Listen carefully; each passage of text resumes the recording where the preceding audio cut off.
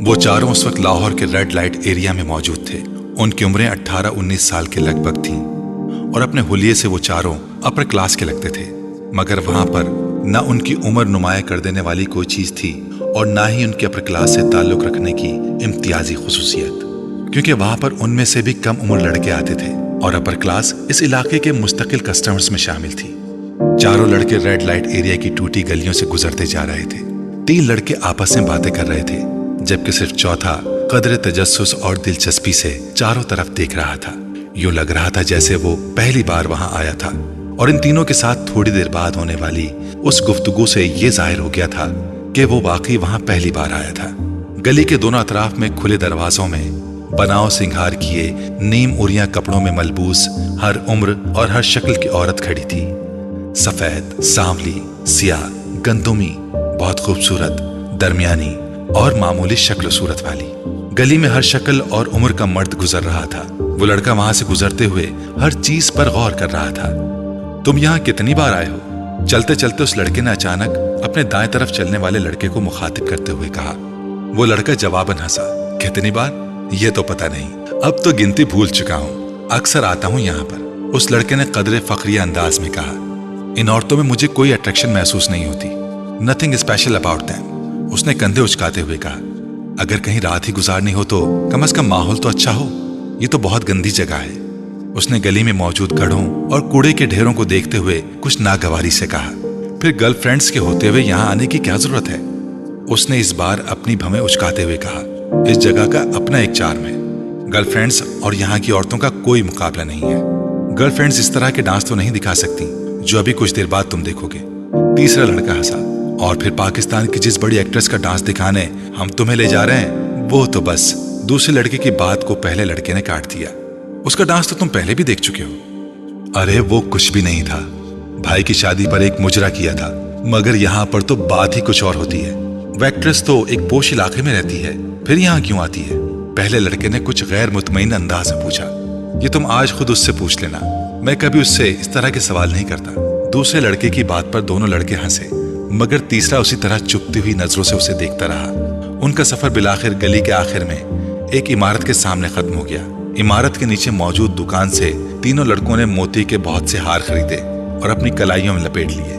ایک ہار دوسرے لڑکے نے اس لڑکے کی کلائی میں بھی لپیٹ دیا جو وہاں آنے پر اعتراض کر رہا تھا۔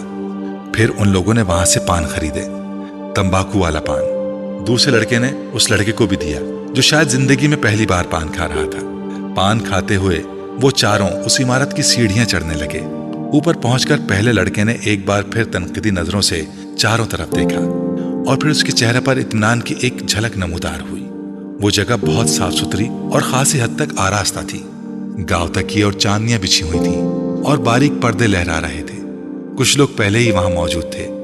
رقص ابھی شروع نہیں ہوا تھا۔ ایک عورت لپکتی ان کی طرف آئی۔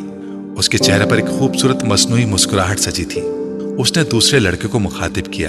پہلے لڑکے نے غور سے اس عورت کو دیکھا۔ ادھیڑ عمر کی وہ عورت اپنے چہرے پر بے تحاشا میک اپ تھوپے اور بالوں میں موتیے اور گلاب کے گجرے لٹکائے شیفون کی ایک چنگھاڑتی ہوئی سرخ ساڑی میں ملبوس تھی، جس کا بلاؤز اس کے جسم کو چھپانے میں ناکام ہو رہا تھا، مگر وہ جسم کو چھپانے کے لیے پہنا بھی نہیں گیا تھا۔ ان چاروں کو وہ ایک کونے میں لے گئی اور وہاں اس نے انہیں بٹھا دیا۔ پہلے لڑکے نے بیٹھتے ہی منہ میں موجود پان اس اگالدان میں تھوک دیا جو ان کے قریب موجود تھا، کیونکہ پان منہ میں ہوتے ہوئے اس سے بات کرنا مشکل ہو رہا تھا۔ پان کا ذائقہ بھی اس کے لیے کچھ زیادہ خوشگوار نہیں تھا۔ تینوں لڑکے بیٹھ کر مدھم آواز میں باتیں کرنے لگے، جبکہ پہلا لڑکا اس ہال کے چاروں طرف موجود گاؤں تکیوں سے ٹیک لگائے ہوئے لوگوں کو دیکھتا رہا، جن میں سے کچھ اپنے سامنے شراب کی بوتلیں اور نوٹوں کی گڈیاں رکھے بیٹھے تھے۔ ان میں سے اکثریت سفید لٹھے کے کلف لگے کپڑوں میں ملبوس تھی۔ اس نے عید کے اجتماعات کے علاوہ آج پہلی بار کسی اور جگہ پر سفید لباس پہننے والوں کا اتنا بڑا اجتماع دیکھا تھا۔ خود وہ اپنے ساتھیوں کی طرح سیاہ جینز اور اسی رنگ کے آدھے بازوؤں والی ٹی شرٹ میں ملبوس تھا۔ ان کی عمر کے کچھ اور لڑکے بھی وہاں انہی کی طرح جینز اور ٹی شرٹس میں ملبوس تھے۔ تھوڑی دیر بعد ایک عورت اسی طرح چیختے چنگھاڑتے رنگوں والے کپڑوں میں ملبوس وہاں آ کر ہال کے درمیان بیٹھ کر ایک غزل سنانے لگی تھی۔ اس کے ساتھ کچھ سازندے بھی تھے۔ 2 غزلیں سنانے اور اپنے اوپر اچھالے جانے والے کچھ نوٹ اٹھا کر وہ خاصی خوش اور مطمئن واپس چلی گئی۔ और उसके जाने के फौरन बाद ही फिल्म इंडस्ट्री की वो एक्ट्रेस हॉल में दाखिल हुई और हॉल में मौजूद हर मर्द की नजर उससे जैसे चिपक कर रह गई थी। उसने हॉल में बारी बारी चारों की तरफ घूमकर हर एक को सर के इशारे से खुशामदीद कहा था। साजिंदों को इस बार किसी तकलीफ का सामना नहीं करना पड़ा था। कैसेट प्लेयर पर बारी बारी चंद ही जान अंगेज गाने लगाए गए थे जिन पर उस औरत ने अपना रक्स पेश करना शुरू किया था और कुछ देर पहले की खामोशी यकदम खत्म हो गई।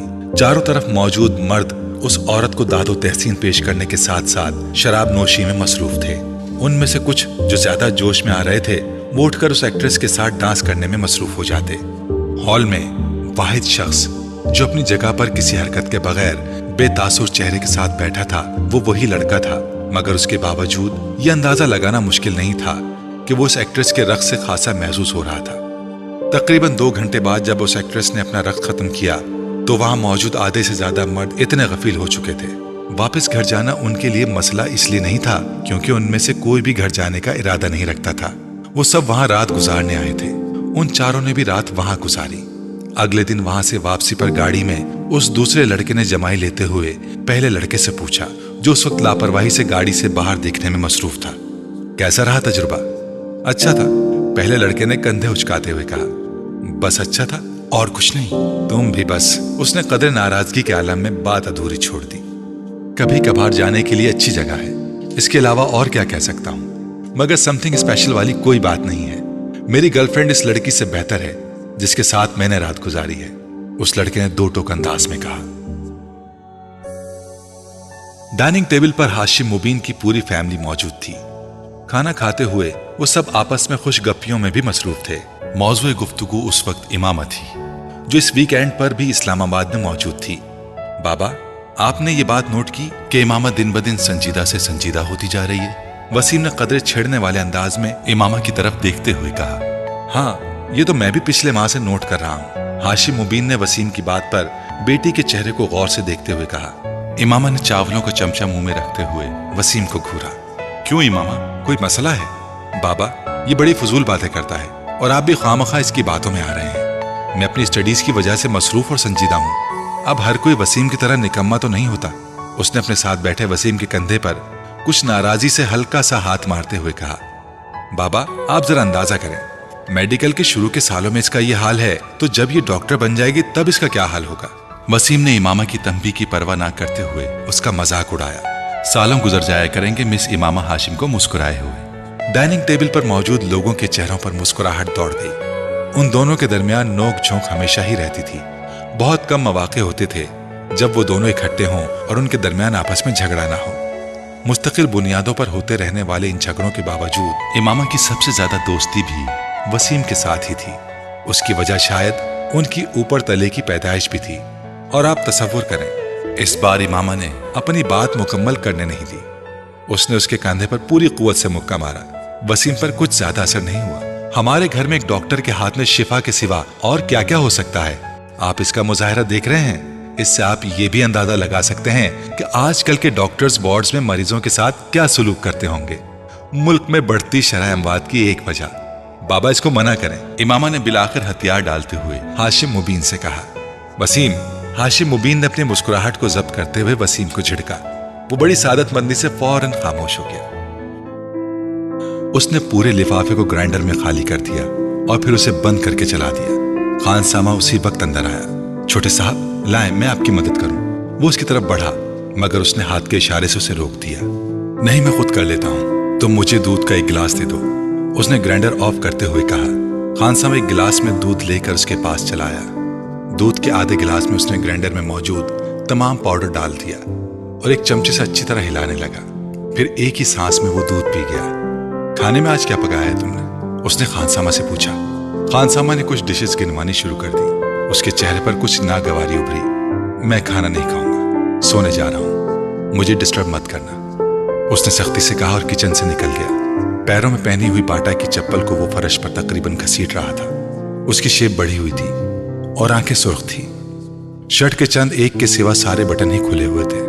अपने कमरे में जाकर उसने दरवाजे को लॉक कर लिया और वहां मौजूद जहाजी साइज के म्यूजिक सिस्टम की तरफ गया और कमरे में बोल्टन का when a man loves a woman बुलंद आवाज में बजने लगा।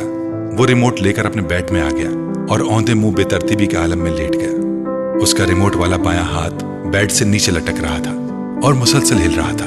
उसके दोनों पांव भी म्यूजिक के साथ गर्दिश में थे। कमरे में बेड और उसके अपने हुलिये के अलावा हर चीज अपनी जगह पर थी।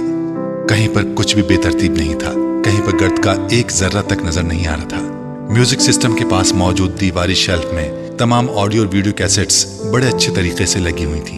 एक दूसरी दीवार में मौजूद रैक्स पर किताबों की एक बड़ी तादाद मौजूद थी। कोने में पड़ी कंप्यूटर टेबल से आया था कि इसे इस्तेमाल करने वाला बहुत ऑर्गेनाइज्ड है। कमरे की मुख्तलिफ दीवारों पर हॉलीवुड के एक्ट्रेसेस और वहां के बैंड्स के पोस्टर्स लगे थे। बाथरूम के दरवाजे और कमरे की खिड़कियों के शेप्स को प्ले बॉय मैगजीन से काटी गई। कुछ मॉडल्स की न्यूड तस्वीरों से सजाया गया था। कमरे में पहली बार दाखिल होने वाला दरवाजा खोलते ही बहुत बुरी तरह चौंकता, क्योंकि बिल्कुल सामने खिड़कियों के शीशों पर मौजूद वो तस्वीरें चंद लम्हों के लिए देखने वालों को तस्वीरें नहीं बल्कि असल लड़कियां नजर आती थीं। उन तस्वीरों को वहां लगाते हुए तरतीब का खास ख्याल रखा गया था। म्यूजिक सिस्टम जिस दीवार के साथ मौजूद था, उसी दीवार के एक कोने में दीवार पर एक इलेक्ट्रिक गिटार लटकाया गया था और उसी कोने में एक कीबोर्ड भी स्टैंड पर रखा हुआ था। दीवार पर गिटार से कुछ फासले पर पिक्कोलो, फ्लूट और ऑबवे भी लटकाए गए थे। इस कमरे के मकीन को यकीनन म्यूजिक से गहरी दिलचस्पी थी। बेड के बिल्कुल सामने वाली दीवार में मौजूद कैबिनेट में टीवी मौजूद था और उसी कैबिनेट के मुख्तलिफ खानों में मुख्तलिफ ट्रॉफीज और शील्ड्स पड़ी हुई थीं। कमरे का चौथा कोना भी खाली नहीं था। वहां दीवार पर मुख्तलिफ रैकेट्स लटके हुए थे। उनमें से एक टेनिस का था और दो स्क्वॉश के। इन रैकेट्स को दीवार पर लटकाने से पहले नीचे पोस्टर्स लगाए गए थे और फिर रैकेट्स इस तरह लटकाए गए थे कि यूं लगता था कि वो रैकेट्स उन खिलाड़ियों ने पकड़े हों। टेनिस के रैकेट के नीचे गैब्रिएला सबाटनी का पोस्टर था, जबकि स्क्वॉश के एक रैकेट के नीचे जहांगीर खान का पोस्टर था, जबकि दूसरे रैकेट के नीचे रॉडनी मार्टिन का। कमरे में वाहिद जगह जहां बेतरतीबी थी वो डबल बेड था जिस पर वो लेटा हुआ था। सिल्क की बेड शीट बुरी तरह सलवट ज़दा थी और उस पर इधर उधर चंद पोर्नोग्राफी के गैर मुल्की मैगजीन पड़े थे जिनमें प्ले बॉय नुमाया था। बेड पर एक पेपर कटर और कागज की कुछ छोटी छोटी कतरनें भी पड़ी हुई थीं। यकीनन कुछ देर पहले वो इन मैगजीन से तस्वीरें काट रहा था।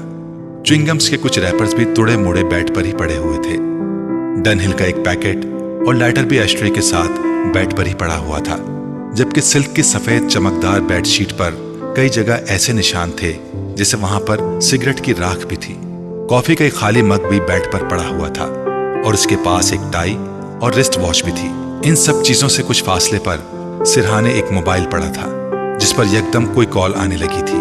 बेड पर औंधे मुंह लेटा हुआ वो नौजवान अब शायद नींद के आलम में था, क्योंकि मोबाइल की बीप पर उसने सर उठाए बगैर अपना दायां हाथ बेड पर इधर उधर फेरते हुए जैसे मोबाइल तलाश करने की कोशिश की, मगर मोबाइल उसके हाथ की रसाई से बहुत दूर था।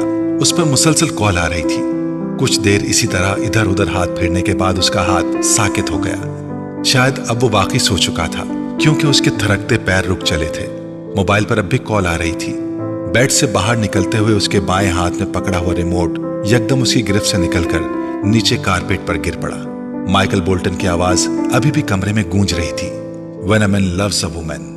फिर यकदम कमरे के दरवाजे पर किसी ने दस्तक दी और फिर दस्तक की ये आवाज बढ़ती ही गई। मोबाइल की कॉल खत्म हो चुकी थी। दरवाजे पर दस्तक देने वाले हाथ बढ़ते गए। वो बेड पर औंधे मुंह बेहिस्सो हरकत पड़ा था। डोंट टेल मी इमामा, क्या तुम वाकई इंगेज्ड हो? ज़ैनब को जवेरिया के इंकिशाफ पर जैसे करंट लगा। इमामा ने मलामती नजरों से जवेरिया को देखा, जो पहले ही माजरत खाना अंदाज में उसे देख रही थी। उसे नहीं, मुझे देखकर बताओ, क्या तुम वाकई इंगेज्ड हो? ज़ैनब ने इस बार उसे कुछ झड़कते हुए कहा। हाँ, मगर ये इस कदर गैर मामूली और हैरत अंगेज वाक़या तो नहीं कि तुम इस पर इस तरह रिएक्ट करो। इमामा ने बड़ी रसानियत से कहा। वो सब लाइब्रेरी में बैठी हुई थी और अपनी तरफ से हद्दुल मकदूर सरगोशियों में बातें कर रही थी। मगर तुम्हें हमें तो बताना चाहिए था, आखिर राज में रखने की क्या जरूरत थी? इस बार राबिया ने कहा। राज में तो नहीं रखा, बस ये कोई इतना अहम वाक़या नहीं था कि तुम्हें बता दी। और फिर तुम लोगों से मेरी दोस्ती तो अब हुई है, जबकि इस मंगनी को कई साल गुजर चुके हैं। इमामा ने वजाहत करते हुए कहा। कई साल से क्या मुराद है तुम्हारी? मेरा मतलब है 2-3 साल। फिर भी इमामा, बताना तो चाहिए था तुम्हें। ज़ैनब का एतराज अभी भी अपनी जगह कायम था। इमामा ने मुस्कुराते हुए ज़ैनब को देखा। अब करूंगी तो किसी और को बताऊं या ना बताऊं, तुम्हें जरूर बताऊंगी। वेरी फनी, ज़ैनब ने उसे घूरते हुए कहा और कुछ नहीं तो तुम हमें कोई तस्वीर वगैरह ही लाकर दिखा दो मौसूफ की। है कौन, नाम क्या है, क्या करता है? राबिया ने हमेशा की तरह एक ही सांस में सवाल दर सवाल कर डाले। फर्स्ट कजन है, अजद नाम है। इमामा ने रुक रुक कर कुछ सोचते हुए कहा। MBA किया है उसने और बिजनेस करता है। शक्लो सूरत कैसी है? इस बार ज़ैनब ने पूछा। इमामा ने गौर से उसके चेहरे को देखा। ठीक है, मैं तुमसे पूछ रही हूँ, लंबा है, डार्क है, हैंडसम है? इस बार इमामा मुस्कुराते हुए कुछ कहे बगैर ज़ैनब को देखती रही। इमामा ने अपनी पसंद से ये मंगनी की है। वो अच्छा खासा गुड लुकिंग है। जवेरिया ने इस बार इमामा की तरफ से जवाब देते हुए कहा। हाँ, हमें अंदाजा कर लेना चाहिए था, आखिर वो इमामा का फर्स्ट कजन है। अब इमामा, तुम्हारा अगला काम यह है कि तुम हमें उसकी तस्वीर लाकर दिखाओ। ज़ैनब ने कहा। नहीं, इससे पहले का जरूरी काम यह है कि तुम हमें कुछ खिलाने पिलाने ले चलो। राबिया ने मदाखलत करते हुए कहा। फिलहाल तो यहाँ से चलें, हॉस्टल जाना है मुझे। इमामा यकदम उठकर खड़ी हो गई तो वो भी उठ गई। वैसे जवेरिया, तुमने ये बात पहले क्यों नहीं बताई? साथ चलते हुए ज़ैनब ने जवेरिया से पूछा। भाई, इमामा नहीं चाहती थी, इसलिए मैंने कभी इस मौजू पर बात नहीं की, जवेरिया ने माजत खाना अंदाज में कहा। इमामा ने मुड़कर एक बार फिर जवेरिया को घूरा। उसकी नजरों में तंबी थी। इमामा क्यों नहीं चाहती थी? मेरी मंगनी होती तो मैं तो शोर मचाती हर जगह, वो भी उस सूरत में जब ये मेरी अपनी मर्जी से होती, ज़ैनब ने बुलंद आवाज में कहा। इमामा ने इस बार किसी रद्द अमल का इजहार नहीं किया। आपका बेटा आबादी के उस 2.5% हिस्से में शामिल है जो 150 से ज्यादा का IQ लेवल रखते हैं। इस IQ लेवल के साथ जो कुछ वो कर रहा है वो गैर मामूली सही मगर गैर मुतवक्का नहीं है। इस गैर मुल्की स्कूल में सालार को जाते हुए अभी सिर्फ 1 हफ्ता हुआ था जब सिकंदर उस्मान और उनकी बीवी को वहां बुलवाया गया था। स्कूल के साइकोलॉजिस्ट ने उन्हें सालार सिकंदर के मुख्तलिफ IQ टेस्ट के बारे में बताया था, जिसमें उसकी परफॉर्मेंस ने उसके टीचर्स और साइकोलॉजिस्ट को हैरान कर दिया था। इस स्कूल में वो 150 IQ लेवल का पहला और वाहिद बच्चा था और चंद ही दिनों में वो वहां सबकी तवज्जो का मरकज बन गया था। सिकंदर उस्मान और उनकी बीवी से मुलाकात के दौरान साइकोलॉजिस्ट को उसके बचपन के बारे में कुछ और खोज लगाने का मौका मिला। वो काफी दिलचस्पी से सालार के केस को स्टडी कर रहा था और दिलचस्पी की ये नौयत प्रोफेशनल नहीं जाती थी। अपने कैरियर में वो पहली बार इस IQ लेवल बच्चे का सामना कर रहा था। सिकंदर उस्मान को आज भी वो दिन अच्छी तरह याद था। सालार उस वक्त सिर्फ 2 साल का था और गैर मामूली तौर पर वो इस उम्र में एक आम बच्चे की निस्बत ज्यादा साफ लहजे में बात करता था और उसकी बातों की नौयत ऐसी होती थी कि वो और उनकी बीवी अक्सर हैरान हो जाते। एक दिन जब वो अपने भाई से फोन पर बात करने के लिए फोन कर रहे थे तो सालार उनके पास खड़ा था। वो उस वक्त टीवी लाउंज में बैठे थे और फोन पर बातें करने के साथ साथ टीवी भी देख रहे थे। कुछ देर बाद उन्होंने फोन रख दिया। रिसीवर रखने के फौरन बाद उन्होंने सालार को फोन का रिसीवर उठाते हुए देखा। हेलो अंकल, मैं सालार हूँ, वो कह रहा था। उन्होंने चौंक कर उसे देखा। वो इत्मीनान से रिसीवर कान में लगाए किसी से बातों में मसरूफ था। मैं ठीक हूँ, आप कैसे हैं? सिकंदर ने हैरत से उसे देखा। पहले उनके जहन में यही आया कि वो झूठ मूठ फोन पर बातें कर रहा है। पापा मेरे पास बैठे टीवी देख रहे हैं। नहीं, उन्होंने नहीं किया, मैंने खुद किया है। वो इसके अगले जुमले पर चौंके। सालार, किससे बात कर रहे हो? सिकंदर ने पूछा।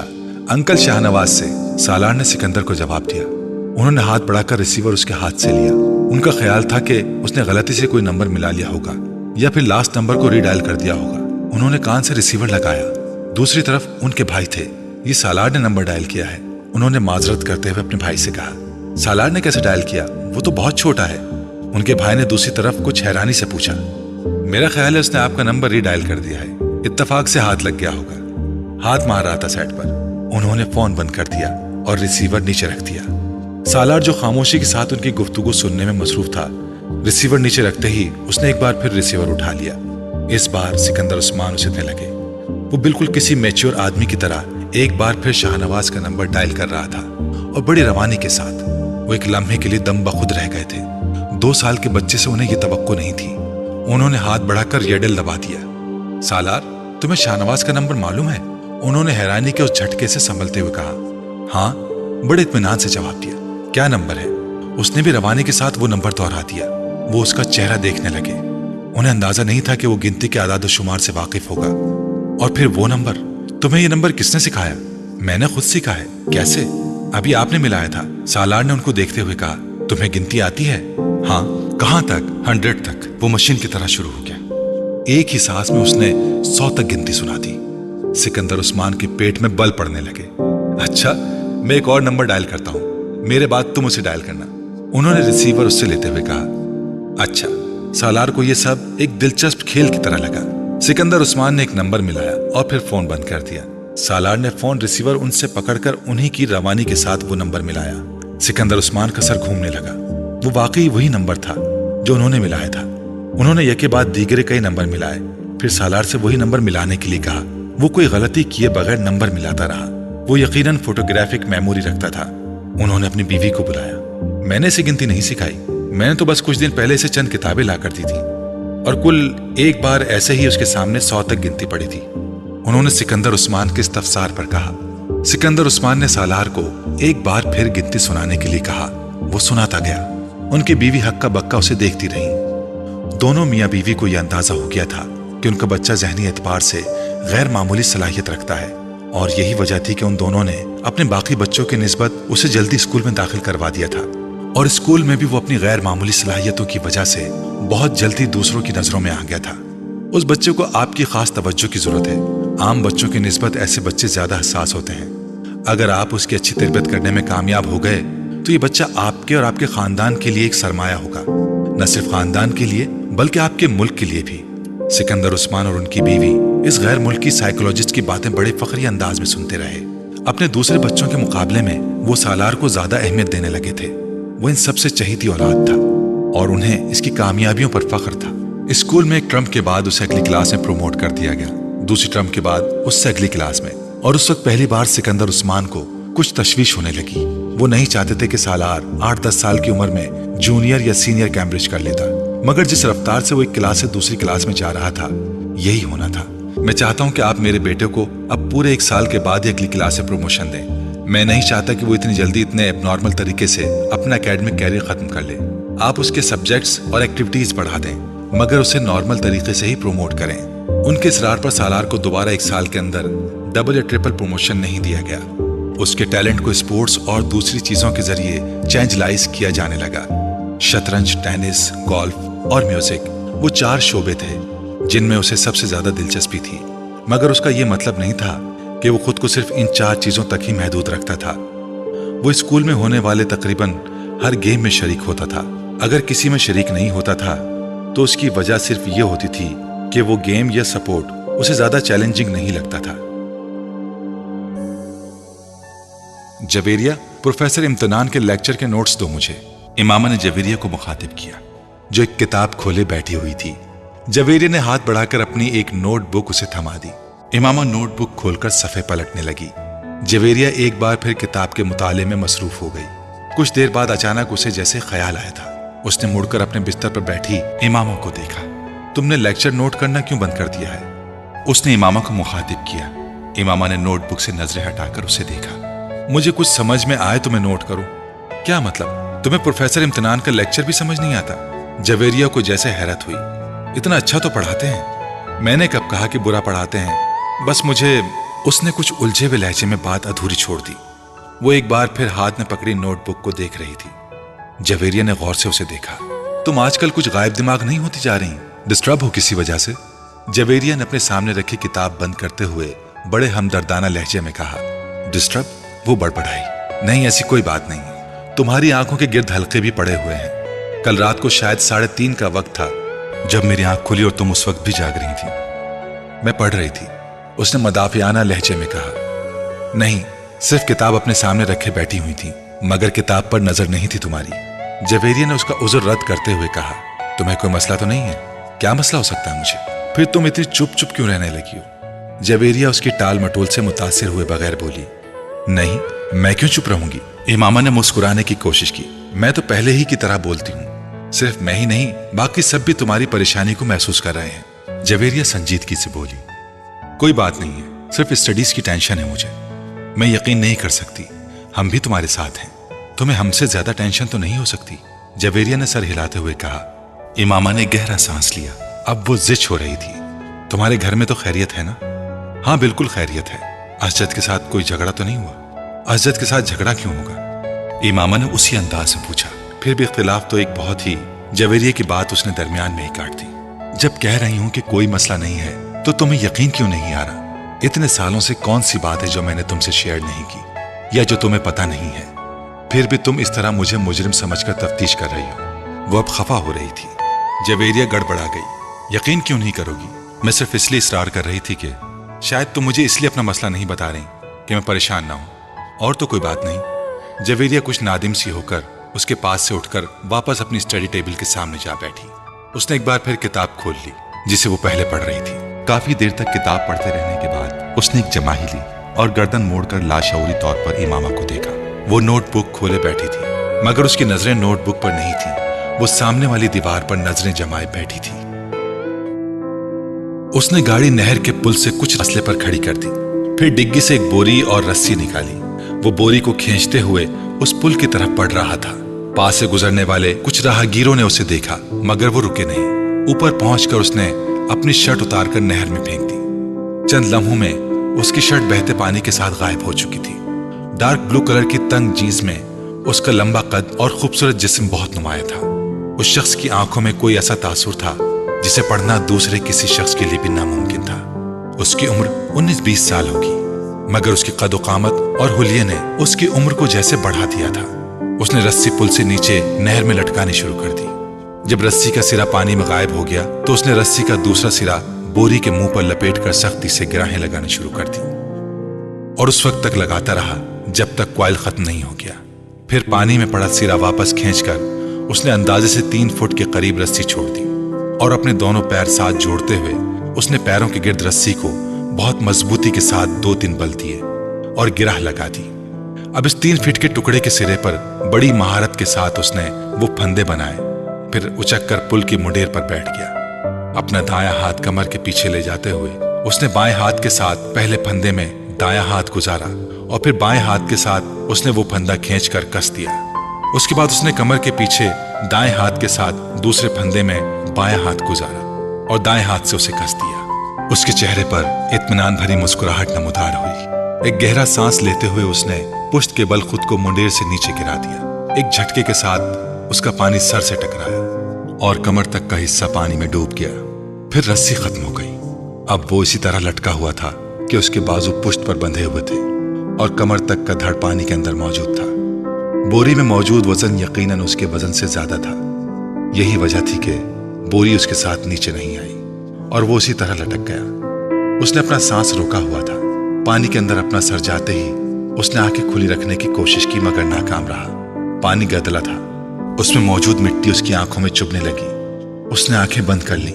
उसके फेफड़े अब जैसे फटने लगे थे। उसने एकदम सांस लेने की कोशिश की और पानी मुंह और नाक से उसके जिस्म के अंदर दाखिल होने लगा।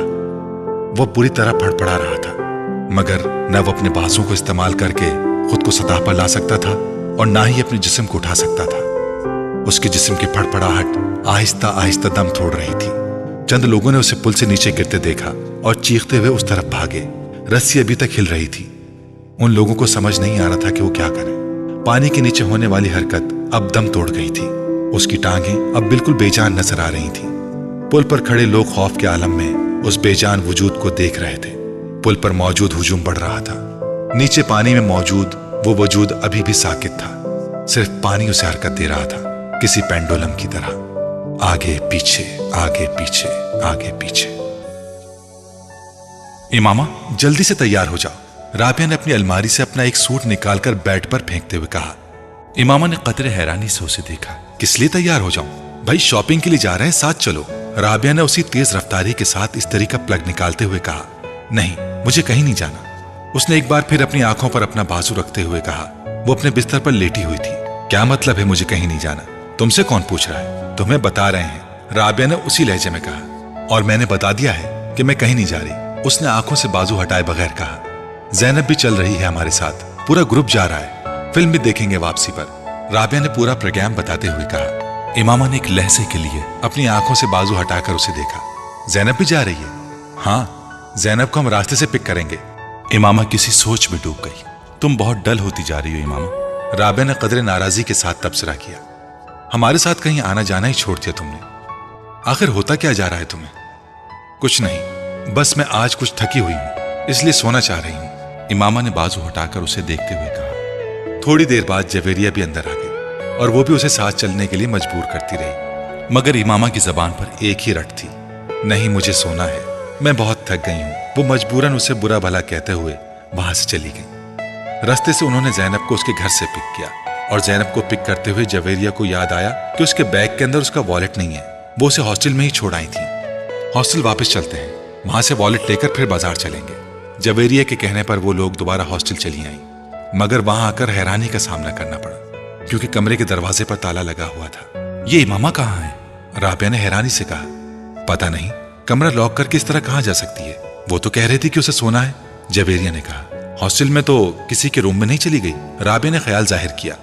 वो दोनों अगले कई मिनट तक उन वाकिफ लड़कियों के कमरे में जाती रहीं जिनसे उनकी हेलो हाई थी, मगर इमामा का कहीं पता नहीं था। कहीं हॉस्टल से बाहर तो नहीं गई? राबिया को अचानक ख्याल आया, आओ वार्डन से पूछ लेते हैं, जवेरिया ने कहा। वो दोनों वार्डन के पास चली आईं। हाँ, इमामा अभी कुछ देर पहले ही बाहर गई है, वार्डन ने उनकी इंक्वायरी पर बताया। जवेरिया और राबिया एक दूसरे का मुंह देखने लगी। वो कह रही थी शाम को आएगी, वार्डन ने उन्हें मजीद बताया। वो दोनों वार्डन के कमरे से निकल आईं। ये गई कहाँ है? हमारे साथ तो जाने से इनकार कर दिया था कि उसे सोना है, वो थकी हुई है और उसकी तबीयत खराब है, और अब इस तरह गायब हो गई है, राबिया ने उलझे हुए अंदाज में कहा। रात को वो कदरे लेट वापस आई और जिस वक्त वो वापस आई, इमामा कमरे में मौजूद थी। उसने मुस्कुराते हुए उन दोनों का इस्तकबाल किया।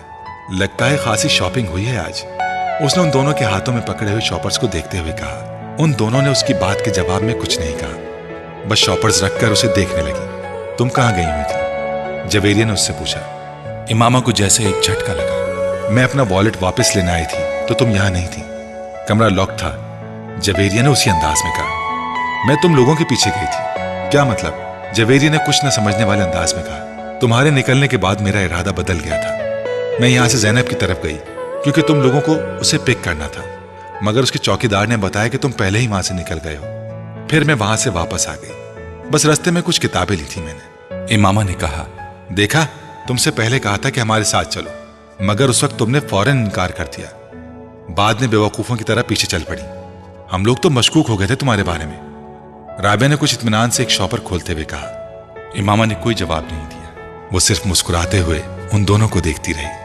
वो दोनों अब अपने शॉपर्स खोलते हुए खरीदी हुई चीजें उसे दिखा रही थी। तुम्हारा नाम क्या है? पता नहीं। माँ बाप ने क्या रखा था? माँ बाप से पूछे। खामोशी। लोग किस नाम से पुकारते हैं तुम्हें? लड़के या लड़कियां? लड़के। बहुत सारे नाम लेते हैं। ज्यादा कौन सा नाम पुकारते हैं? डेयर डेविल, खामोश। और लड़कियां?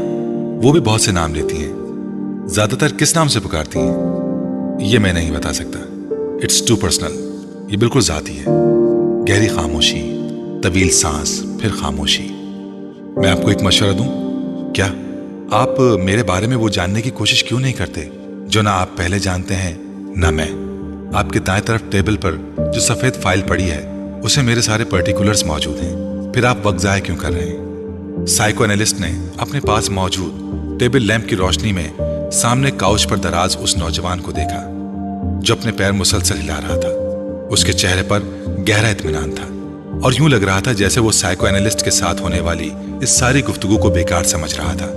कमरे में मौजूद ठंडक, खामोशी और नीम तारीकी ने उसके आसाब को बिल्कुल मुतासिर नहीं किया था। वो बात करते हुए वक्तन फवक्तन कमरे में चारों तरफ नजरें दौड़ा रहा था। साइको एनालिस्ट के सामने लेटा हुआ नौजवान एक अजीब केस था। वो फोटोग्राफिक मेमोरी का मालिक था। उसका आईक्यू लेवल 150 की रेंज में था। वो through out outstanding academic award रखता था।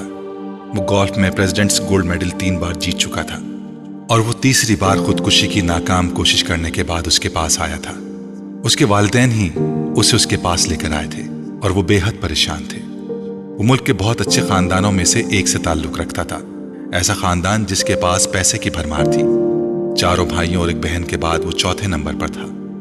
2 भाई एक बहन उससे बड़े थे। अपनी जहानत और काबिलियत की वजह से वो अपने वालिदैन का बहुत ज्यादा चहीता था। उसके बावजूद पिछले 3 साल में उसने 3 बार खुदकुशी की कोशिश की। पहली दफा उसे सड़क पर बाइक चलाते हुए वन वे की खिलाफ वर्जी की और बाइक से हाथ उठा लिए। उसके पीछे आने वाले ट्रैफिक कांस्टेबल ने ऐसा करते हुए उसे देखा था। खुशकिस्मती से गाड़ी से टकराने के बावजूद वो हवा में उछलकर दूसरी गाड़ी की छत पर गिरा और फिर जमीन पर गिरा। उसकी कुछ पसलियां, एक बाजू और एक टांग में फ्रैक्चर हुए। तब उसके वालिदैन कांस्टेबल के इसरार के बावजूद उसे एक हादसा ही समझे, क्योंकि उसने अपने माँ बाप से यही कहा था कि वो गलती से वन वे से हट गया था। दूसरी बार पूरे 1 साल के बाद उसने लाहौर में खुद को बांधकर पानी में डूबने की कोशिश की। एक बार फिर उसे बचा लिया गया। पुल पर खड़े लोगों ने उसे उस रस्सी समेत बाहर खींच लिया था जिसके साथ बांधकर उसने खुद को नीचे गिराया था। इस बार इस बात की गवाही देने वालों की तादाद ज्यादा थी। उसने खुद अपने आप को पानी में गिराया था, मगर उसके माँ बाप को एक बार फिर यकीन नहीं आया। सालार का बयान था कि कुछ लड़कों ने उसकी गाड़ी को पुल के पास रोका और फिर उसे बांधकर पानी में फेंक दिया। जिस तरह वो बंधा हुआ था उससे यूं ही लगता था कि उसे वाकई ही बांधकर गिराया गया था। पुलिस अगले कई हफ्ते उसके बताए गए हुलिये के लड़कों को पूरे शहर में तलाश करती रही। सिकंदर उस्मान ने खास तौर पर एक गार्ड उसके साथ तैनात कर दिया जो 24 घंटे उसके साथ रहता था। मगर तीसरी बार वो अपने बाप की आंखों में धूल नहीं झोंक सका। ख्वाब आवर गोलियों की एक बड़ी तादाद को पीस कर उसने खा लिया था। गोलियों की तादाद इतनी ज्यादा थी कि मैदा वॉश करने के बावजूद अगले कई दिन वो बीमार रहा था। इस बार किसी को भी कोई गलतफहमी नहीं हुई। उसने खानसामा के सामने उन गोलियों के पाउडर को दूध में डालकर पिया था। सिकंदर उस्मान और तैयबा सिकंदर शॉक्ड रह गए थे। पिछले दिनों के वाकयात भी उन्हें पूरी तरह याद आ गए थे। वो पछताने लगे थे कि उन्होंने पहले उसकी बात पर एतबार क्यों किया। पूरा घर उसकी वजह से परेशान हो गया था। उसके बारे में स्कूल, कॉलोनी और खानदान हर जगह खबरें फैल रही थीं। वो इस बात से इनकार नहीं कर सका कि उसने खुदकुशी की कोशिश की थी, मगर वो ये बताने पर तैयार नहीं था कि उसने ऐसा क्यों किया था। भाई बहन, माँ या बाप, उसने किसी के सवाल का भी जवाब नहीं दिया था। सिकंदर ए लेवल्स के बाद उसके बड़े भाइयों की तरह उसे बैरून मुल्क तालीम हासिल करने के लिए भिजवाना चाहते थे। वो जानते थे उसे कहीं भी न सिर्फ बड़ी आसानी से एडमिशन मिल जाएगा बल्कि स्कॉलरशिप भी। लेकिन उनके सारे प्लान्स जैसे भग करके उड़ गए थे और अब वो उस साइको एनालिस्ट के सामने मौजूद था जिसके पास सिकंदर उस्मान ने उसे अपने एक दोस्त के मशवरे पर भिजवाया था। ठीक है सालार, बिल्कुल टू द पॉइंट बात करते हैं। मरना क्यों चाहते हो तुम? सालार ने कंधे उचकाए। आपसे किसने कहा कि मरना चाहता हूं? खुदकुशी की 3 कोशिशें कर चुके हो तुम। कोशिश करने और मरने में बड़ा फर्क होता है। तीनों दफा तुम इत्तफाकन बचे हो, वरना तुमने खुद को मारने में कोई कसर नहीं छोड़ी थी। देखें, जिसको आप खुदकुशी कह रहे हैं मैं उसे खुदकुशी की कोशिश समझता हूं। मैं सिर्फ देखना चाहता था कि मौत की तकलीफ कैसे होती है। वो उसका चेहरा देखने लगा जो बड़े पुरसुकून अंदाज में उन्हें समझाने की कोशिश कर रहा था। और मौत की तकलीफ तुम क्यों महसूस करना चाहते हो? बस ऐसे ही तजस्सुस समझ लें। साइको एनालिस्ट ने एक गहरा सांस लेकर उस 150 IQ लेवल वाले नौजवान को देखा जो अब छत को घूर रहा था। तो एक बार खुदकुशी की कोशिश से तुम्हारा ये तजस्सुस खत्म नहीं हुआ? ओह, तब मैं बेहोश हो गया था, इसलिए मैं ठीक से कुछ महसूस नहीं कर सका। दूसरी बार भी ऐसा हुआ, तीसरी बार भी ऐसा हुआ। वो मायूसी से सर हिलाते हुए बोला, और अब तुम चौथी बार कोशिश करोगे? यकीनन मैं महसूस करना चाहता हूं कि दर्द की इंतहा पर जाकर कैसा लगता है।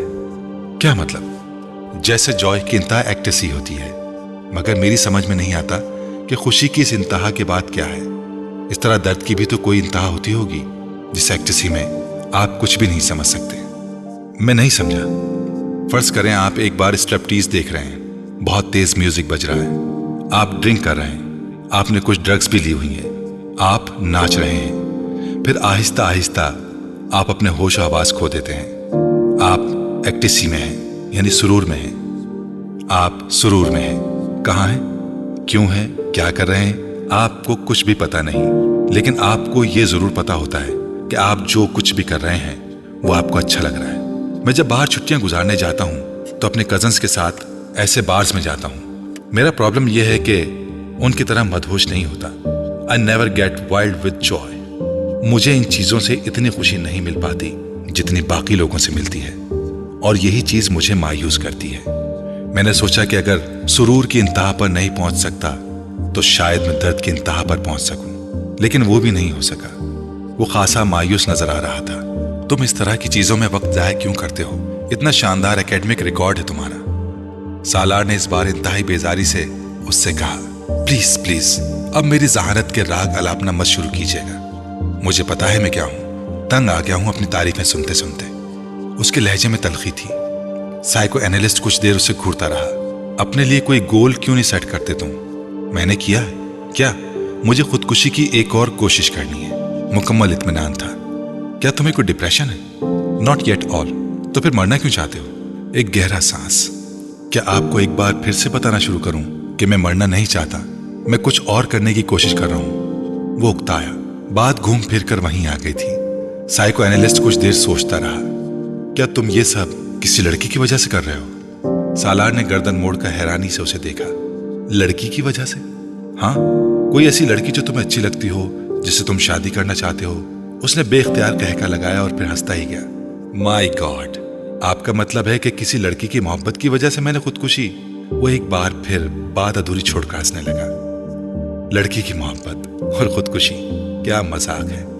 वो अब अपनी हंसी पर काबू पाने की कोशिश कर रहा था। साइको एनालिस्ट ने इस तरह के कई स्टेंस उसके साथ किए और हर बार नतीजा ढाक के वही 3 बात रहा। आप इसको तालीम के लिए बैरून मुल्क भिजवाने के बजाय यहीं रखें और इस पर बहुत ज्यादा तवज्जो दें। हो सकता है ये तवज्जो हासिल करने के लिए ये सब करता हो। उसने कई माह बाद सालार के माँ बाप को मशवरा दिया, जिसका नतीजा ये हुआ कि उसे बाहर भिजवाने के बजाय इस्लामाबाद के इदारे में एडमिशन दिलवाया गया। सिकंदर उस्मान को ये इत्मीनान था कि वो उसे अपने पास रखेंगे तो शायद वो दोबारा ऐसी हरकत ना करे।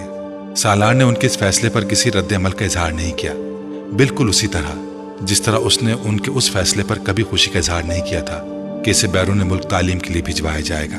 साइको एनालिस्ट के साथ आखिरी सेशन के बाद सिकंदर उस्मान उसे घर ले आए। उन्होंने तैयबा के साथ मिलकर उससे एक लंबी चौड़ी मीटिंग की। वो दोनों अपने बेडरूम में बिठाकर उसे उन तमाम आसाइशों के बारे में बताते रहे जो वो पिछले कई सालों से उसे फराहम कर रहे थे। उन्होंने उसे उन तवक्कुआत के बारे में भी बताया जो वो उससे रखते थे। उसे उन मोहब्बत भरे जज्बात से भी आगाह किया जो वो उसके लिए महसूस करते थे। वो बेतासुर चेहरे के साथ च्युइंगम चबाता बाप की बेचैनी और माँ के आंसू देखता रहा। गुफ्तगू के आखिर में सिकंदर उस्मान ने तकरीबन तंग आकर उससे कहा, तुम्हें किस चीज की कमी है? क्या है जो तुम्हारे पास नहीं है? यह जो तुम्हें चाहिए मुझे बताओ। सालार सोच में पड़ गया। Sports car. अगले ही लम्हे उसने कहा, ठीक है, मैं तुम्हें स्पोर्ट्स कार बाहर से मंगवा देता हूँ, मगर दोबारा ऐसी कोई हरकत मत करना जो तुमने की है, ओके? सिकंदर उस्मान को कुछ इत्मीनान हुआ। सालार ने सर हिला दिया। तैयबा ने टिश्यू से अपने आंसू साफ करते हुए जैसे सुकून का सांस लिया। वो कमरे से चला गया तो सिकंदर उस्मान ने सिगार सुलगाते हुए उनसे कहा, तैयबा, तुम्हें इस पर बहुत तवज्जो देनी पड़ेगी। अपनी एक्टिविटीज कुछ कम करो और कोशिश करो कि इसके साथ रोजाना कुछ वक्त गुजार सको। तैयबा ने सर हिला दिया। वसीम ने इमामा को दूर ही से लॉन में बैठे देख लिया। वो कानों पर हेडफोन लगाए वॉकमैन पर कुछ सुन रही थी। वसीम दबे कदमों उसकी पुश्त की जानिब से उसके अक़ब में गया और उसके पास जाकर उसने यकदम इमामा के कानों से हेडफोन के तार खींच लिए। इमामा ने बर्क रफ्तारी से वॉकमैन का स्टॉप का बटन दबा दिया था। क्या सुना जा रहा है यहाँ अकेले बैठे? वसीम ने बुलंद आवाज में कहते हुए हेडफोन को अपने कानों में ठोंस लिया, मगर तब तक इमामा कैसेट बंद कर चुकी थी। कुर्सी से उठकर खड़े होकर उसने हेडफोन को अपनी तरफ खींचते हुए वसीम से कहा, बदतमीजी की भी कोई हद होती है वसीम, बिहेव योरसेल्फ। उसका चेहरा गुस्से से सुर्ख हो रहा था। वसीम ने हेडफोन के सिरों को नहीं छोड़ा। इमामा के गुस्से का उस पर कोई असर नहीं हुआ था। मैं सुनना चाहता हूं कि तुम क्या सुन रही थी। इसमें बदतमीजी वाली क्या बात है? कैसेट को ऑन करो। इमामा ने कुछ झुंझलाते हुए हेडफोन को वॉकमैन से अलग कर दिया। मैं तुम्हारे सुनने के लिए वॉकमैन लेकर यहां नहीं बैठी, दफा हो जाओ ये हेडफोन लेकर। वो एक बार फिर अपनी कुर्सी पर बैठ गई। उसने वॉकमैन को बड़ी मजबूती के साथ अपने हाथों में जकड़ा हुआ था। वसीम को लगा जैसे वो कुछ घबराई हुई है, मगर वो घबराएगी क्यों? वसीम ने सोचा और इस ख्याल को जहन से झटकते हुए सामने वाली कुर्सी पर जाकर बैठ गया। हेडफोन को उसने मेज पर रख दिया। ये लो, अपना गुस्सा खत्म करो, वापस कर रहा हूं मैं, तुम सुनो जो भी सुन रही हो। उसने बड़े सुलह जोयाना अंदाज में हाथ उठाते हुए कहा, नहीं, अब मुझे नहीं सुनना कुछ, तुम हेडफोन अपने पास रखो। इमामा ने हेडफोन की तरफ हाथ नहीं बढ़ाया। वैसे तुम सुन क्या रही थी? क्या सुना जा सकता है? इमामा ने उसी अंदाज में कहा, गजलें सुन रही होगी। वसीम ने ख्याल जाहिर किया। तुम्हें पता है वसीम, तुम में बहुत सारी आदतें बूढ़ी औरतों वाली हैं। मसलन बाल की खाल उतारना और दूसरों की जासूसी करते फिरना और शर्मिंदा भी ना होना। और तुम्हें पता है कि तुम आहिस्ता आहिस्ता कितनी खुदगर्ज होती जा रही हो। वसीम ने तुर्की ब तुर्की जवाब देते हुए कहा। इमामा ने इसकी बात पर बुरा नहीं माना। अच्छा, तुम्हें पता चल गया कि मैं खुदगर्ज हूं? इस बार उसने मुस्कुराते हुए कहा। हालांकि तुम जितने बेवकूफ हो, मैं ये सोच भी नहीं सकती थी कि ये नतीजा अखज़ कर लोगे। तुम अगर मुझे शर्मिंदा करने की कोशिश कर रही हो तो मत करो, मैं शर्मिंदा नहीं होऊंगा, वसीम ने ढिठाई का मुजाहरा करते हुए कहा। फिर भी ऐसे कामों की कोशिश तो हर एक पर फर्ज होती है। आज तुम्हारी जबान कुछ ज्यादा ही नहीं चल रही? वसीम ने उसे गौर से देखते हुए कहा। हो सकता है नहीं, ऐसा ही है। चलो अच्छा है, वो चुप शाह का रोजा तोड़ दिया तुमने जो इस्लामाबाद आने पर तुम रख लेती हो। इमामा ने गौर से वसीम को देखा। कौन सा चुप शाह का रोजा? तुम जब से लाहौर गई हो खासी बदल गई हो। मुझ पर स्टडीज का बहुत बोझ होता है। सब पर होता है इमामा, मगर कोई भी स्टडीज को इतना सर पर सवार नहीं करता। वसीम ने उसकी बात काटते हुए कहा, छोड़ो इस फजूल बहस को, ये बताओ तुम आजकल क्या कर रहे हो? ऐश? वो उसी तरह कुर्सी झुलाता रहा। तो ये तुम पूरा साल ही करते हो? आजकल की खास मसरूफियात का पूछ रही हूँ। आजकल तो बस दोस्तों के साथ फिर रहा हूँ। तुम्हें पता होना चाहिए कि पेपर्स के बाद मेरी मसरूफियात क्या होती हैं। सब कुछ भूलती जा रही हो तुम। वसीम ने अफसोस भरी नजरों से कहा, मैंने इस उम्मीद में ये सवाल किया था कि शायद इस साल तुम में कोई बेहतरी आ जाएगी, मगर नहीं, मैंने बेकार सवाल किया। इमामा ने उसके तबसरे के जवाब में कहा, तुम्हें पता होना चाहिए कि मैं तुमसे 1 साल बड़ा हूं, तुम नहीं। इसलिए अब अपनी मलामती तकरीर खत्म करो। वसीम ने उसे कुछ जताते हुए कहा, ये साथ वाले लड़के से ताल्लुकात का क्या हाल है? इमामा को अचानक याद आया, चूचू से? बस कुछ अजीब से ही ताल्लुकात हैं। वसीम ने कंधे उचकाते हुए कहा, बड़ा अजीब सा बंदा है। मूड अच्छा है तो दूसरे को 7वें आसमान पर बिठा देगा, मूड खराब है तो सीधा गटर में पहुंचा देगा। तुम्हारे ज्यादातर दोस्त इसी तरह के हैं। इमामा ने मुस्कुराते हुए कहा, कुंद हम जिन्स बाहम जिन्स परवास। नहीं, खैर ऐसी भी कोई बात नहीं है। कम से कम मेरी आदतें और हरकतें चूचू जैसी तो नहीं है। वो तो बाहर जाने वाला था ना। इमामा को अचानक याद आया, हाँ जाना तो था, मगर पता नहीं, मेरा ख्याल है उसके पेरेंट्स नहीं भिजवा रहे। हुलिया बड़ा अजीब सा होता है उसका। मुझे बाज दफा लगता है कि पैसों के किसी कबीले से किसी न किसी तरह उसका ताल्लुक होगा, या आइंदा हो जाएगा। तुमने देखा है उसे? कल मैं बाहर आ रही थी तो देखा था। वो भी उसी वक्त बाहर निकल रहा था। कोई लड़की भी थी साथ। लड़की? जीन्स वगैरह पहनी हुई थी उसने। जीन्स वगैरह पहनी हुई थी उसने? वसीम ने अचानक दिलचस्पी लेते हुए कहा, हाँ, मशरूम कट बालों वाली, फेयर सी। अरसा। वसीम चुटकी बजाते हुए मुस्कुराया, उसकी गर्लफ्रेंड है। पिछली दफा तो तुम किसी और का नाम ले रहे थे। इमामा ने उसको घूरा। पिछली दफा कब? वसीम सोच में पड़ गया। 7-8 माह पहले शायद तुमसे उसकी गर्लफ्रेंड की बात हुई थी। हाँ, तब शीबा थी। अब पता नहीं वो कहाँ है। इस बार तो गाड़ी के पिछले शीशों पर उसने अपने मोबाइल का नंबर भी पेंट करवाया हुआ था। इमामा एक मोबाइल नंबर दोहराते हुए हंसी।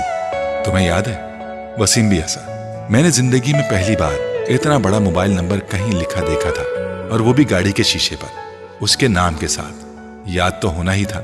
इमामा फिर हंसी। मैं तो खुद सोच रहा हूं अपनी गाड़ी के शीशे पर मोबाइल नंबर लिखवाने का। वसीम ने बालों में हाथ फेरते हुए कहा, कौन से मोबाइल का? वो जो तुमने अभी खरीदा भी नहीं। इमामा ने वसीम का मजाक उड़ाया। मैं खरीद रहा हूं इस माह। बाबा से जूते खाने के लिए तैयार रहना। अगर तुमने मोबाइल के नंबर को गाड़ी के शीशे पर लिखवाया, सबसे पहला फोन उन्हीं का आएगा। बस इसीलिए हर बार रुक जाता हूं। वसीम ने एक ठंडी सांस भरते हुए कहा, ये तुम्हारे लिए अच्छा ही है। बाबा से हड्डियां तोड़वाने से बेहतर है कि बंदा अपने जज्बात पर कुछ काबू रखे। और तुम्हारे लिए तो खतरात वैसे भी ज्यादा हैं। समिया को पता चला ना अगर इस किस्म के मोबाइल फोन का, तो वसीम ने उसकी बात काट दी। तो क्या करेगी वो? मैं उससे नहीं डरता। मैं जानती हूं तुम मुझसे डरते नहीं हो, मगर 6 भाइयों की इकलौती बहन से मंगनी करने से पहले तुम्हें तमाम नफा नुकसान पर गौर कर लेना चाहिए था, जिसका सामना तुम्हें किसी ऐसी वैसी हरकत के बाद हो सकता है। इमामा ने एक बार फिर उसकी मंगेतर का हवाला देते हुए उसका मजाक उड़ाया। अब क्या किया जा सकता है? बस मेरे मुकद्दर में था ये सब कुछ। वसीम ने एक मसनूई आह भरते हुए कहा, मुझे कभी भी मोबाइल फोन नहीं खरीदना चाहिए, क्योंकि ये मेरे काम नहीं आ सकेगा। कम से कम जहां तक गर्लफ्रेंड की तलाश का सवाल है, वो एक बार फिर कुर्सी झुलाने लगा। देर से ही सही, मगर बात तुम्हारी समझ में आ ही गई। इमामा ने हाथ बढ़ाकर मेज से हेडफोन उठाते हुए कहा, वैसे तुम सुन क्या रही थी? वसीम को उसे हेडफोन उठाते देखकर फिर याद आया। वैसे ही कुछ खास नहीं था। इमामा ने उठते हुए जैसे उसे टाला। आप लाहौर जा रहे हैं तो वापसी पर इमामा के हॉस्टल चले जाएं। ये कुछ कपड़े हैं उसके, दर्जी से लेकर आई हूं, आप उसे दे आए। सलमा ने हाशिम से कहा, भाई मैं बड़ा मसरूफ रहूंगा लाहौर में, कहाँ आता जाता फिरूंगा उसके हॉस्टल। हाशिम को कदर तामिल हुआ। आप ड्राइवर को साथ ले जा रहे हैं, खुद नहीं जा सकते तो उसे भिजवा दीजिएगा, वो दे आएगा ये पैकेट। सीजन खत्म हो रहा है, फिर ये कपड़े इसी तरह पड़े रहेंगे। उसका तो पता नहीं अब कब आए। सलमा ने लंबी चौड़ी वजाहत की। अच्छा ठीक है, मैं ले जाता हूँ, फुर्सत मिली तो खुद दे आऊंगा, वरना ड्राइवर के हाथ भिजवा दूंगा।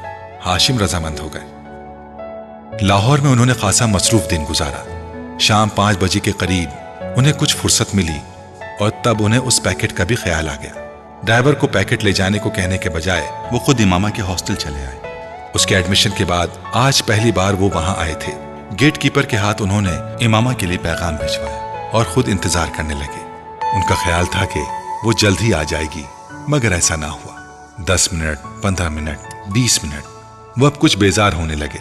इससे पहले कि वो अंदर दोबारा पैगाम भिजवाते, उन्हें गेट कीपर एक लड़की के साथ आता दिखाई दिया। कुछ करीब आने पर उन्होंने उस लड़की को पहचान लिया। वो जवेरिया थी, इमामा की बचपन की दोस्त। उसका ताल्लुक भी इस्लामाबाद ही से था। अस्सलाम वालेकुम अंकल, जवेरिया ने पास आकर कहा। वालेकुम अस्सलाम बेटा, कैसी हो तुम? मैं ठीक हूँ। मैं ये इमामा के कुछ कपड़े देने आया था। लाहौर आ रहा था तो उसकी अम्मी ने यह पैकेट दे दिया। अब यहाँ बैठे मुझे घंटा हो गया है, मगर उन्होंने उसे बुलाया नहीं। हाशिम के लहजे में शिकवा था। अंकल, इमामा मार्केट गई है कुछ दोस्तों के साथ। आप ये पैकेट मुझे दे दें, मैं खुद उसे दे दूंगी। ठीक है, तुम रख लो। हाशिम ने वो पैकेट जवेरिया की तरफ बढ़ा दिया। रस्मी अलैक सलैक के बाद वापस मुड़ गए। जवेरिया भी पैकेट पकड़कर हॉस्टल की तरफ चली गई, मगर अब उसके चेहरे पर मौजूद मुस्कुराहट गायब हो चुकी थी। कोई भी उस वक्त उसके चेहरे पर परेशानी को वाज़ेह तौर पर भांप सकता था। हॉस्टल के अंदर आते ही वार्डन से उसका सामना हो गया, जो सामने ही खड़ी थी। जवेरिया के चेहरे पर एक बार फिर मुस्कुराहट आ गई। बात हुई तुम्हारी उसके वालिद से? वार्डन ने उसे देखते ही उसकी तरफ बढ़ते हुए कहा। जी बात हुई, परेशानी वाला कोई मसला नहीं है। वो इस्लामाबाद में अपने घर पर ही है। उसके वालिद ये पैकेट लेकर आए थे। मेरे घर वालों ने मेरे कुछ कपड़े भिजवाए हैं। अंकल लाहौर आ रहे थे तो इमामा ने कहा कि वो ले जाएं। अंकल ने गलती से यहाँ आकर मेरा नाम लेने के बजाय इमामा का नाम ले दिया। जवेरिया ने एक ही सांस में कई झूठ रवानी से बोले। वार्डन ने सुकून का सांस लिया। खुदा का शुक्र है, वरना मैं तो परेशानी हो गई थी कि मुझे तो वो वीकेंड पर घर जाने का कहकर गई है, तो फिर वो कहाँ है? वार्डन ने मुड़ते हुए कहा। जवेरिया पैकेट पकड़े अपने कमरे की तरफ चली आई। राबिया उसे देखते ही तीर की तरह उसकी तरफ आई। क्या हुआ, इस्लामाबाद में ही है वो? नहीं, जवेरिया ने मायूसी से सर हिलाया। My God! राबिया ने बेयकीनी से अपने दोनों हाथ क्रॉस करके सीने पर रखे। तो फिर कहाँ गई वो? मुझे क्या पता, मुझसे तो उसने यही कहा था कि घर जा रही हूं, मगर वो घर नहीं गई। आखिर गई कहाँ है? इमामा ऐसी तो नहीं है, जवेरिया ने पैकेट बिस्तर पर फेंकते हुए कहा। वार्डन से क्या कहा तुमने? राबिया ने तशवीश भरे अंदाज से पूछा।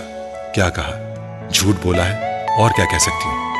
ये बता देती कि वो इस्लामाबाद में नहीं है तो हॉस्टल में अभी हंगामा शुरू हो जाता। वो तो पुलिस बुलवा लेती। जवेरिया ने नाखून काटते हुए कहा। और अंकल को, उनको क्या बताया है? राबिया ने पूछा। उनसे भी झूठ बोला है, यही कहा है कि वो मार्केट गई है। मगर अब होगा क्या? राबिया ने परेशानी के आलम में कहा। मुझे तो ये फिक्र हो रही है कि अगर वो वापस ना आई तो मैं बुरी तरह पकड़ी जाऊंगी। सब यही समझेंगे कि मुझे उसके प्रोग्राम का पता था, इसलिए मैंने वार्डन और उसके घर वालों से सब कुछ छुपाया। जवेरिया की परेशानी बढ़ती जा रही थी। कहीं इमामा को कोई हादसा ना पेश आ गया हो, वरना वो ऐसी लड़की तो नहीं है कि इस तरह राबिया को अचानक एक खदशे ने सताया। मगर अब हम क्या करें? हम तो किसी से सारे मामले को डिस्कस भी नहीं कर सकते। जवेरिया ने नाखून कुतरते हुए कहा। ज़ैनब से बात करें, राबिया ने कहा। फॉर गॉड सेक राबिया, कभी तो अकल से काम लिया करो। उससे क्या बात करेंगे हम? जवेरिया ने झुंझलाकर कहा। तो फिर इंतजार करते हैं, हो सकता है वो आज रात तक या कल तक आ जाए। अगर आ गई तो फिर कोई मसला नहीं रहेगा, और अगर ना आई तो फिर हम वार्डन को सब कुछ सच सच बता देंगे। राबिया ने संजीदगी से सारे मसले पर गौर करते हुए तय किया। जवेरिया ने उसे देखा, मगर उसके मशवरे पर कुछ कहा नहीं। परेशानी उसके चेहरे से छलक रही थी। जवेरिया और राबिया रात भर सो नहीं सकी।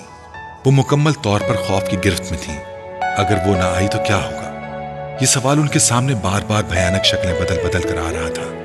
उन्हें अपना कैरियर डूबता हुआ नजर आ रहा था। उन्हें अंदाजा था कि उनके घर वाले ऐसे मामले पर कैसा रद्द-ए-अमल जाहिर करेंगे। वो उन्हें बुरी तरह मलामत करते, उन्हें इमामा के वालिद को सब कुछ साफ साफ न बताने पर तनकीद का निशाना बनाते, और फिर वार्डन से सारे मामले को छुपाने पर और भी नाराज होते। उन्हें अंदाजा नहीं था कि हकीकत सामने आने पर खुद हाशिम मुबीन और उनकी फैमिली का रद्द-ए-अमल क्या होगा। वो इस सारे मामले में इन दोनों के रोल को किस तरह देखेंगे? हॉस्टल में लड़कियां उनके बारे में किस तरह की बातें करेंगी? और फिर अगर ये सारा मामला पुलिस केस बन गया तो पुलिस उनकी पर्दापोशी को क्या समझेगी? वो अंदाजा कर सकती थी, और इसीलिए बार बार उनके रोंगटे खड़े हो रहे थे। मगर सवाल ये पैदा होता है कि वो गई कहाँ और क्यों? वो दोनों उसके पिछले रवैयों को तज्जिया करने की कोशिश कर रही थी। किस तरह पिछले 1 साल से वो बिल्कुल बदल गई थी। उसने उनके साथ घूमना फिरना बंद कर दिया था। वो उलझी उलझी रहने लगी थी। पढ़ाई में उसका इन्हिमाक भी कम हो गया था, और उसकी कम गोई। और वो जो एक बार हमारे शॉपिंग के लिए जाने पर पीछे से गायब थी, तब भी वो यकीनन वहीं गई होगी जहां वो अब गई है। और हमने किस तरह बेवकूफ़ों की तरह उस पर एतबार कर लिया। राबिया को पिछली बातें याद आ रही थी, मगर इमामा ऐसी नहीं थी। मैं तो उसे बचपन से जानती हूँ, वो बिल्कुल भी ऐसी नहीं थी। जवेरिया को अब भी उस पर कोई शक नहीं हो रहा था। ऐसा होने में कोई देर थोड़ी लगती है, बस इंसान का किरदार कमजोर होना चाहिए। राबिया बदगुमानी की इंतहा पर पहुंची हुई थी। राबिया उसकी मर्जी से उसकी मंगनी हुई थी। वो और असजद एक दूसरे को पसंद करते थे, फिर वो इस तरह की हरकत कैसे कर सकती है? जवेरिया ने उसका दिफा करने की कोशिश की। फिर तुम बताओ कि वो कहाँ है? मैंने तो मक्खी बनाकर उसे किसी दीवार के साथ नहीं चिपकाया है। उसके बाबा उससे मिलने यहाँ आए हैं और वो अपने घर से आए हैं, तो जाहिर है वो घर पर नहीं गई और हमसे वो यही कहकर गई है कि वो घर जा रही है। राबिया ने बेचारगी से कहा, ऐसा भी तो हो सकता है कि उसे कोई हादसा पेश आ गया हो सकता है वो इसीलिए घर ना पहुंच सकी हो। वो हर बार यहां से फोन करके इस्लामाबाद अपने घर वालों को अपने आने की इत्तला देती थी ताकि उसका भाई उसे कोस्टर के स्टैंड से पिक कर ले। अगर इस बार भी उसने इत्तला दी थी तो फिर उसके वहां ना पहुंचने पर वो लोग इत्मीनान से वहां ना बैठे होते, वो यहां हॉस्टल में फोन करते। और उसके वालिद के अंदाज से तो ऐसा महसूस हुआ है जैसे उसका इस वीकेंड पर इस्लामाबाद का कोई प्रोग्राम नहीं था। राबिया ने उसके कयास को मुकम्मल तौर पर रद्द करते हुए कहा, हाँ, वो कभी भी एक माह में 2 बार इस्लामाबाद नहीं जाती थी, मगर इस बार तो वो दूसरे ही हफ्ते इस्लामाबाद जा रही थी और उसने वार्डन से खास तौर पर यह कहकर इजाजत ली थी, कोई ना कोई बात जरूर है, कहीं ना कहीं कुछ न कुछ जरूर गलत है। जवेरिया को फिर खदशात सताने लगे। उसके साथ साथ हम भी बुरी तरह डूबेंगे। हमसे बहुत बड़ी गलती हुई जो हमने सब कुछ इस तरह कवर अप किया। हमें साफ साफ बात करनी चाहिए थी उसके वालिद से कि वो यहाँ नहीं है, फिर वो जो चाहे करते, ये उनका मसला होता। कम से कम हम तो इस तरह ना फंसते जिस तरह आप फंस गए हैं। राबिया मुसलसल बड़बड़ा रही थी। खैर, अब क्या हो सकता है, सुबह तक इंतजार करते हैं। अगर वो कल भी नहीं आई तो फिर वार्डन को सब कुछ बता देंगे। जवेरिया ने कमरे के चक्कर लगाते हुए कहा। वो रात इन दोनों ने उसी तरह बातें करते जागते हुए गुजार ली। अगले दिन वो दोनों कॉलेज नहीं गई। इस हालत में कॉलेज जाने का कोई फायदा भी नहीं होता। इमामा वीकेंड पर हफ्ते को वापसी पर 9 बजे के करीब आ जाया करती थी, मगर वो उस दिन नहीं आई। उनके आसाब जवाब देने लगे। 2:30 बजे के करीब वो फक रंगत और कांपते हाथों के साथ अपने कमरे से वार्डन के कमरे में जाने के लिए निकल आई। उनके जहन में वो जुमले गर्दिश कर रहे थे जो उन्हें वार्डन से कहने थे। वो वार्डन के कमरे से अभी कुछ दूर ही थी जब उन्होंने इमामा को बड़े इत्मीनान के साथ अंदर आते देखा। उसका बैग उसके कांधों पर था और फोल्डर हाथों में। वो यकीनन सीधे कॉलेज से आ रही थी। जवेरिया और राबिया को यूं लगा जैसे उनके पैरों के नीचे से निकलती हुई जमीन एकदम थम गई थी। उनकी रुकी सांस एक बार फिर चलने लगी थी। कल के अखबारात में मुतवक्के वो हेडलाइन जो भूत बनकर उनके गिर्द नाच रही थी एकदम गायब हो गई और उनकी जगह उस गुस्से और इश्तियाल ने ले ली थी जो उन्हें इमामा की शक्ल देखकर आ रहा था। वो उन्हें देख चुकी थी और अब उनकी तरफ बढ़ रही थी। उसके चेहरे पर बड़ी खुशगवार सी मुस्कुराहट थी। तुम दोनों आज कॉलेज क्यों नहीं आई? सलाम दुआ के बाद उसने उनसे पूछा। तुम्हारी मुसीबतों से छुटकारा मिलेगा तो हम कहीं आने जाने का सोच सकेंगे।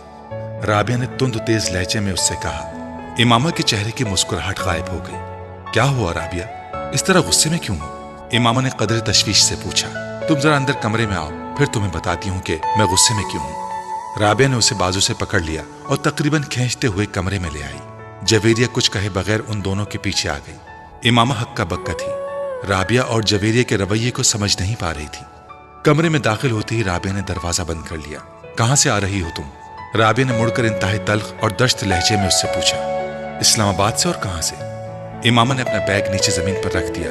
उसके जवाब ने राबिया को कुछ और मुश्तइल किया। शर्म करो इमामा, इस तरह हमें धोखा देकर हमारी आंखों में धूल झोंक कर आखिर तुम साबित क्या करना चाहती हो कि हम डफर हैं, इडियट हैं, पागल हैं?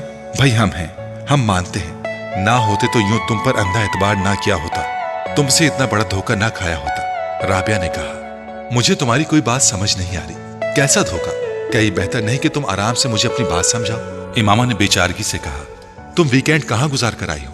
जवेरिया ने पहली बार गुफ्तगू में मदाखलत की। तुम्हें बता चुकी हूँ इस्लामाबाद में, वहां से आज सीधा कॉलेज आई हूँ और अब कॉलेज से।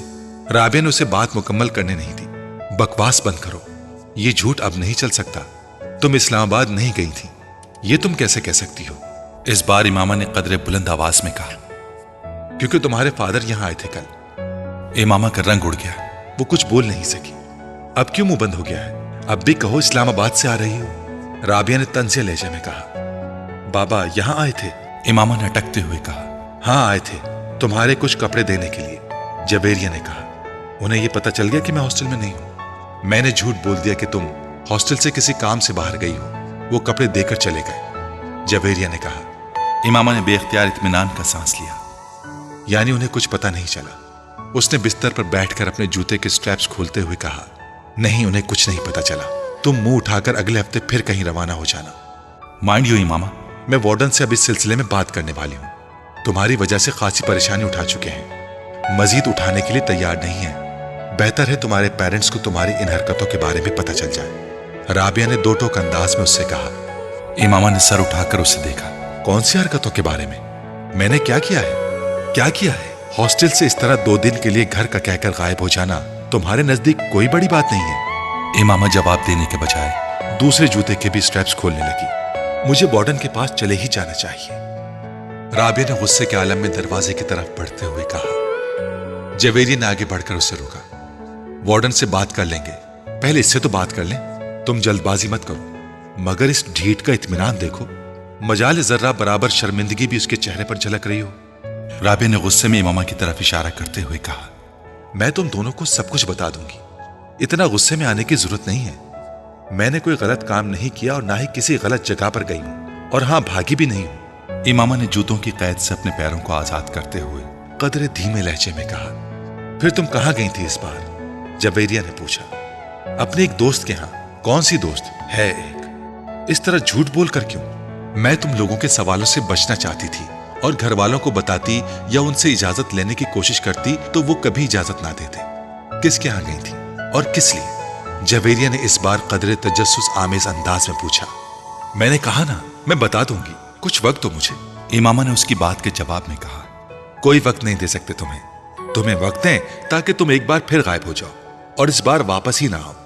राबिया ने इस बार भी नाराजगी से कहा, मगर पहले की निस्बत इस बार उसका लहजा धीमा था। तुम्हें तो इस बात का भी एहसास नहीं हुआ कि तुमने हमारी पोजीशन कितनी ऑकवर्ड बना दी थी। अगर तुम्हारे इस तरह गायब होने का पता चल जाता तो हमारी कितनी बेइज्जती होती। इसका एहसास था तुम्हें? राबिया ने उसी अंदाज में कहा। मुझे ये तवक्को नहीं थी कि बाबा इस तरह अचानक यहाँ आ जाएंगे, इसलिए मैं ये भी नहीं सोच सकती कि तुम लोगों को किस नाजुक सूरत हाल का सामना करना पड़ सकता है, वरना मैं इस तरह कभी ना करती। इमामा ने माजत खाहाना अंदाज में कहा। तुम कम अज कम हम पर एतबार करके हमें बताकर जा सकती थी। जवेरिया ने कहा। मैं आइंदा कभी ऐसा नहीं करूंगी। इमामा ने कहा। कम अज कम मैं तुम्हारे किसी वादे, किसी बात पर एतबार नहीं कर सकती। राबिया ने दो टोक अंदाज में कहा। मुझे अपनी पोजीशन क्लियर करने दो राबिया, तुम मुझे गलत समझ रही हो। इमामा ने इस बार कदरे कमजोर अंदाज में कहा। तुमको एहसास है कि तुम्हारी वजह से हमारा कैरियर, हमारी जिंदगी किस तरह दांव पर लग गई थी? ये दोस्ती होती है, इसे दोस्ती कहते हैं। ठीक है, मुझसे गलती हो गई है, मुझे माफ कर दो। इमामा ने जैसे हथियार डालते हुए कहा। जब तक तुम ये नहीं बताओगे कि तुम कहां गायब थी, मैं तुम्हारी कोई माजत कबूल नहीं करूंगी। राबिया ने दो टोक अंदाज में कहा। इमामा कुछ देर उसे देखती रही। फिर उसने कहा, मैं सबीहा के घर चली गई थी। जवेरिया और राबिया ने हैरानी से एक दूसरे को देखा। कौन? इन दोनों ने तकरीबन बैक वक्त पूछा। तुम लोग जानती हो उसे? इमामा ने कहा। वो 4th ईयर की सबीहा? जवेरिया ने बेख्तियार पूछा। इमामा ने सर हिलाया। मगर उसके घर किस लिए गई थी तुम? दोस्ती है उससे मेरी। इमामा ने दोस्ती? कहा। कैसी दोस्ती? 4 दिन की सलाम दुआ है तुम्हारे साथ उसकी, और मेरा ख्याल है तुम तो उसे अच्छी तरह जानती भी नहीं हो, फिर उसके घर रहने के लिए क्यों चल पड़ी? जवेरिया ने एतराज करते हुए कहा। वो भी इस तरह झूठ बोलकर? कम से कम उसके घर जाकर रहने के लिए तुम्हें हमसे या अपने घर वालों से झूठ बोलने की जरूरत नहीं थी। राबिया ने उसी लहजे में कहा। तुम उसे कॉल करके पूछ लो कि मैं उसके घर पर थी या नहीं। इमामा ने कहा। चलो ये मान लिया कि तुम उसके घर पर थी, मगर क्यों थी? जवेरिया ने पूछा। इमामा खामोश रही। फिर कुछ देर बाद उसने कहा, मुझे उसकी मदद की जरूरत थी। उन दोनों ने हैरान होकर देखा। किस सिलसिले में? इमामा ने सर उठाया और पलकें झपकाए बगैर देखती रही। जवेरिया ने कुछ बेचैनी महसूस की। किस सिलसिले में? तुम अच्छी तरह जानती हो। इमामा ने कदरे मध्यम अंदाज में कहा। मैं? जवेरिया ने कुछ गड़बड़ाकर राबिया को देखा, जो बड़ी संजीदगी से उसे देख रही थी। हां, तुम तो अच्छी तरह जानती हो। तुम पहेलियां मत बुझवाओ, सीधी और साफ बात करो। जवेरिया ने कदरे सख्त लहजे में कहा। इमामा सर उठाकर खामोशी से उसे देखने लगी। फिर कुछ देर बाद शिकस्त खोर्दा अंदाज में उसने सर झुका दिया।